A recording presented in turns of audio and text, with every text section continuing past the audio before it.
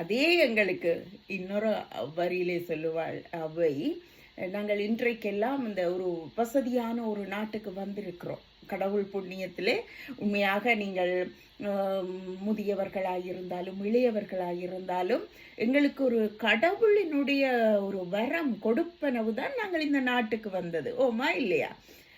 உண்மைதானே? நாங்கள் ஒரு மருத்துவ ரீதியாக பார்த்தால் என்ன, பண ரீதியாக செல்வ ரீதியாக பார்த்தால் என்ன, நாங்கள் உண்மையாக கொடுத்து வைத்தவர்கள்.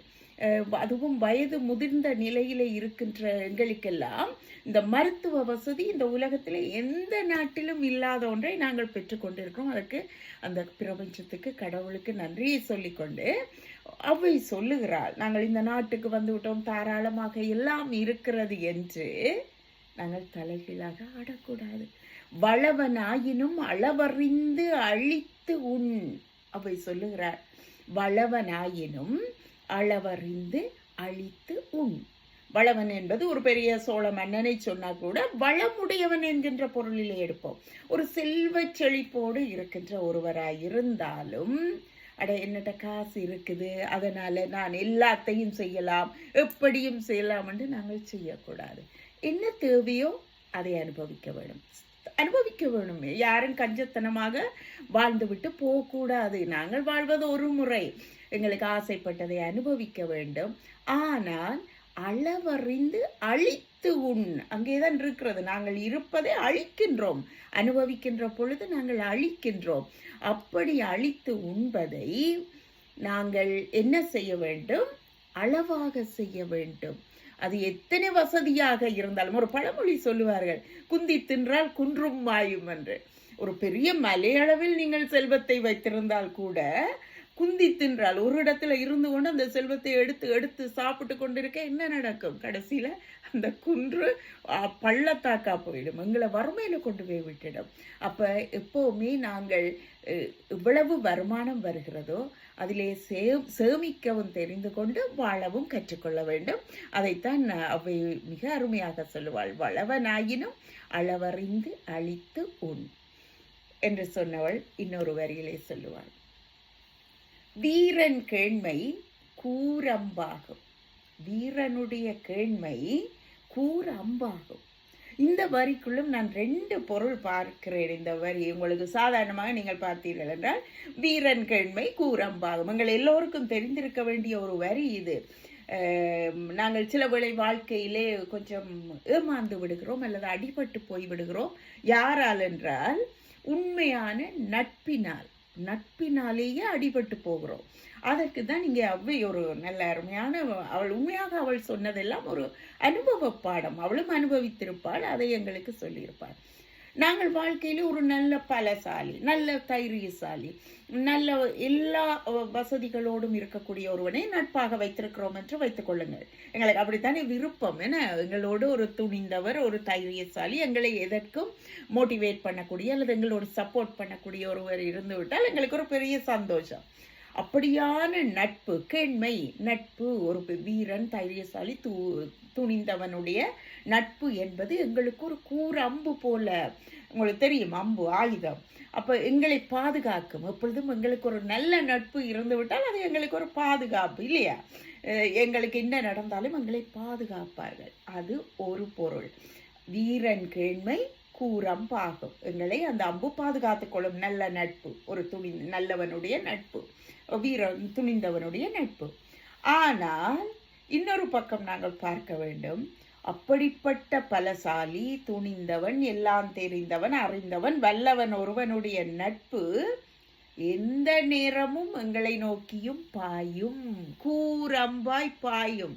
ஏன் சொல்லுங்கள் பார்க்கலாம். நாங்கள் எங்களுடைய அறியாமையிலே ஏதாவது சொல்லிவிடலாம், பேசிவிடலாம்.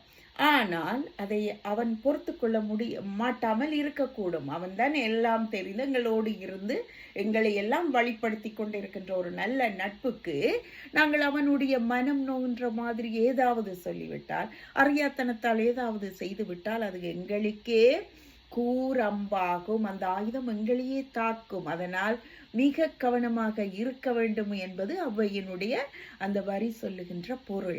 வீரன் கேண்மை கூரம்பாகும். மிக அருமையான ஒரு வரி, அதை நினைத்து கொள்ள வேண்டும்.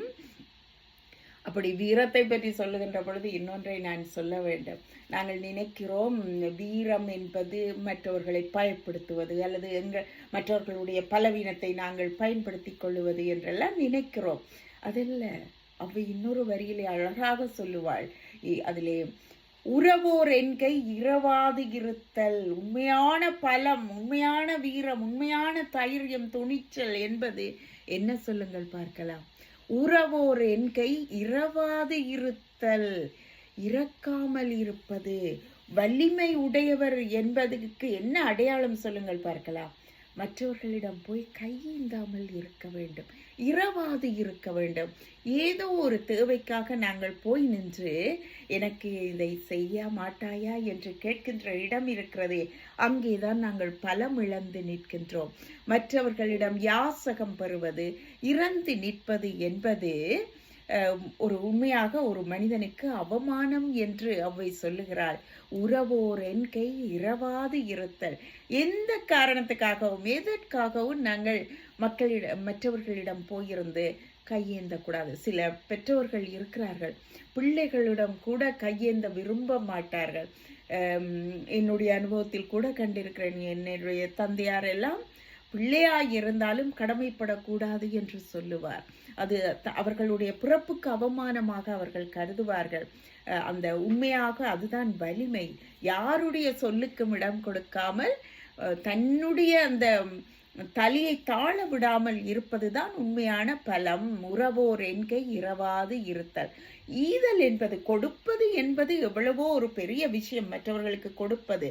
ஆனால் அதே போல மற்றவர்களிடம் பெற்றுக்கொள்வது என்பது கொஞ்சம் இழிவானது, அவ்வளவுக்கு அவ்வளவு இழிவானது என்று அவை சொல்லுகின்ற பொழுது உண்மையாக அதிலே மிக அர்த்தம் இருக்கிறது. உங்களுக்கு தெரியும், வாழ்க்கையில் அடிபட்ட பலரை கேட்டீர்கள் என்றால் அவர்களுடைய நெஞ்சிலே தாக்குகின்ற விஷயம் இதுதான். மற்றவர்களிடம் கையேந்தி அதனால் பட்ட இழிவு அல்லது அவமானம் அவர்களுடைய மரண பரியந்தம் அந்த நெஞ்சுக்குள்ளே இருக்கும். அதனால் மற்றவர்களிடம் கூடிய வரையில், எங்களால் முடிந்த வரையில் எங்களுடைய வாழ்க்கையை நாங்கள் வாழ பழகிக்கொள்வது நல்லது. அதையே தான் இன்னொரு கொன்றைவேந்தன் வரியிலும் சொல்லுவார். போனகம் என்பது தான் உழுது உண்ணல். போனகம் என்பது தான் உழுது உண்ணல். உழுது, அந்த நாட்களில் உழுதல் என்பது ஒரு முக்கிய தொழில், வேளாண்மை என்பது ஒரு முக்கிய தொழில். அதை வைத்துக்கொண்டு அவை சொன்னாலும் அது என்ன பொருள் என்றால், இப்போ போனகம் என்பது உணவு, சாப்பாடு. அந்த சாப்பாடு என்பது தன்னுடைய உழைப்பிலே வர வேண்டும். தான் உழைத்து தன்னுடைய உடம்பை வருத்தி உழைக்க வேண்டும். அப்படி உழைத்து வருகின்ற அந்த சாப்பாடு தான் உண்மையான சாப்பாடு. மற்றவர்களிடம் கையேந்தி சாப்பிடுவது எல்லாம் சாப்பாடே கிடையாது என்று அவை சொல்லுகின்றாள். அதை உடல் முடியாதவர்கள் எல்லாம் அதற்கு உண்மையாக விதிவிலக்கானவர்கள். முதுமையிலோ அல்லது நோயிலோ அல்லது முடியாதவர்களை இதற்குள்ளே சொல்ல முடியாது. ஆனால் உடம்பிலே தைரியம் இருக்கின்ற வரையில் நாங்களாக உழைத்து சாப்பிட வேண்டும், நாங்களாக எங்களுடைய வாழ்க்கையை நடத்த வேண்டும் என்பது ஒரு அவையினுடைய விருப்பம். அதே போல எனக்கு தெரியவில்லை, நேரம் இன்னும் இருக்கிறது. பிறன்மனை புகாமை அரண் என தகும் என்பது உங்களுக்கு தெரியும். வள்ளுவன் கூட அதை வைத்து ஒரு அதிகாரமே செய்திருப்பான், பிறன்மனை நோக்காமை என்று. பிறன்மனை நோக்காத பேராண்மை சான்றோர்க்கு அறனொன்றோ ஆன்றோ ஒழுக்கு, வள்ளுவன் சொல்லுகின்ற குறள்.